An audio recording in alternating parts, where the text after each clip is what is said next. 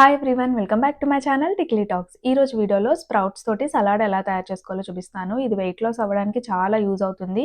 One టైమే meal తీసుకుంటే సరిపోతుంది. చాలా ఎనర్జీ ఇస్తుంది. అండ్ అలానే మనం రోజంతా తినకపోయినా సరే మనకంత నీరసంగా అలా ఏమి ఉండదు. చాలా high protein and fibre content కూడా ఎక్కువ ఉంటుంది. ఇప్పుడు ఒకేలా కాకుండా ఇలా అప్పుడప్పుడు కొంచెం డిఫరెంట్‌గా ట్రై చేస్తూ ఉంటే మనకు కూడా అంత బోర్ కొట్టదు. ఫస్ట్ అయితే ఒక బౌల్‌లో చిక్ పీస్, రాజ్మా, పెసర్లు, కొమ్ము శనగల్లో చిన్న కొమ్ము శనగలు ఉంటాయి కదా బ్రౌన్ కలర్‌వి అవి, అలానే పీనట్స్ యాడ్ చేసుకోవాలి. పీనట్స్ అయితే నేను టేస్ట్ కోసం యాడ్ చేసుకుంటున్నాను. ఇప్పుడు ఇవన్నీ బాగా వాష్ చేసుకోవాలి. బాగా వాష్ చేసేసి ఒక 6-8 అవర్స్ సోక్ చేసుకోవాలి. ఇలా సోక్ చేసుకున్న తర్వాత ఇవి వాటర్ అంతా అబ్జర్వ్ చేసేసి కొంచెం పెద్దగా అవుతాయి.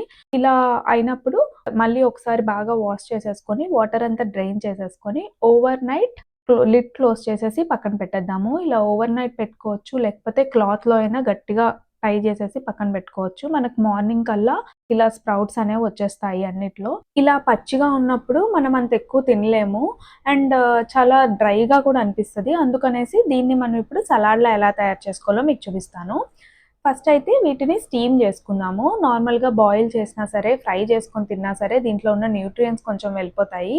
అందుకనేసి నేను స్టీమ్ ప్రిఫర్ చేస్తాను. ఇలా మనం లిడ్ క్లోజ్ చేసేసి నేనైతే ఎలక్ట్రిక్ రైస్ కుక్కర్‌లో వాటర్ కింద యాడ్ చేసుకొని దానిపైన ఈ బౌల్ అనేది ప్లేస్ చేసుకుంటాను.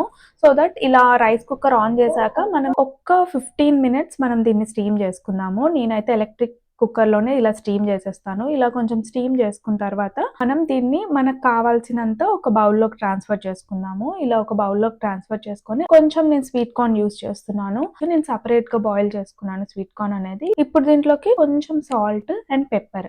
సాల్ట్ అనేది ఆప్షనల్. మీరు యూజ్ చేసుకుంటే యూజ్ చేయొచ్చు. లేకపోతే లేదు. కొంచెం పెప్పర్ అయితే యాడ్ చేసుకోండి. ఇలా పెప్పర్ యాడ్ చేసుకున్న తర్వాత కొంచెం లెమన్ జ్యూస్ యాడ్ చేసుకొని ఒకసారి బాగా మిక్స్ చేసుకోవాలి.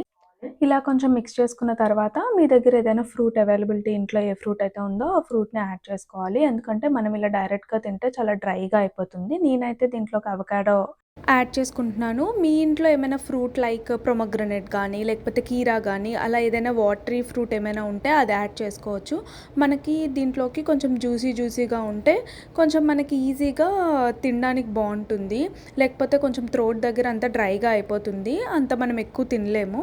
సో ఏదో ఒక ఫ్రూట్ యాడ్ చేసుకొని పైన టాపింగ్స్ డ్రై ఫ్రూట్స్ కానీ ఏమైనా యాడ్ చేసుకోవచ్చు. డ్రై ఫ్రూట్స్ కంటే ఇలా నువ్వులు యాడ్ చేసుకొని టాపింగ్స్ లాగా యూజ్ చేసుకుంటే చాలా బాగుంటుంది. చాలా హెల్తీ కూడా. ఇది కాకుండా నా ఛానల్‌లో ఇంకా చాలా వెయిట్ లాస్ రెసిపీస్ ఉన్నాయి. నేను నా ఛానల్‌లో ఉన్న వెయిట్ లాస్ రెసిపీస్ అన్నీ కింద డిస్క్రిప్షన్‌లో లింక్స్ పోస్ట్ చేస్తున్నాను.